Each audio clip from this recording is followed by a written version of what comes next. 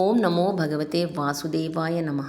ఇవాళ మన భగవద్గీత శ్లోకం అష్టమోధ్యాయం అక్షర బ్రహ్మయోగంలోని 16వ శ్లోకం. సహస్రయుగ పర్యంతం అహర్యద్బ్రహ్మణో విదుః రాత్రిం యుగ సహస్రాంతాం తేహోరాత్ర విదో జనా. ఈ శ్లోకానికి అర్థం, బ్రహ్మదేవుని ఒక పగలు 1000 మహాయుగాలకు సమానమని, అలాగే ఆయన ఒక రాత్రి కూడా 1000 మహాయుగాలకు సమానమని తెలిసిన వారే కాలతత్వాన్ని నిజంగా అర్థం చేసుకున్నవారు.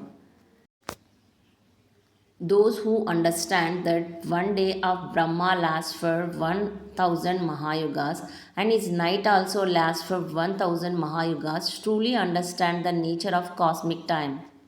ఈ శ్లోకం ద్వారా మనమందరం తెలుసుకోవాల్సింది ఏంటంటే, మనిషి జీవితకాలం విశ్వకాలంతో పోలిస్తే చాలా చిన్నది.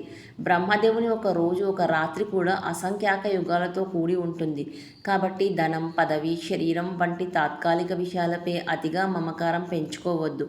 శాశ్వతమైన పరమాత్మను తెలుసుకోవడానికి భక్తి, జ్ఞానం, ధ్యానం వంటి మార్గాలు అనుసరించాలి. మనమందరం భగవద్గీతను చదివి విని జ్ఞానాన్ని పెంచుకొని ధర్మాన్ని కాపాడుకుందాం. ధర్మో రక్షతి రక్షిత. జై శ్రీకృష్ణ, జై భగవద్గీత.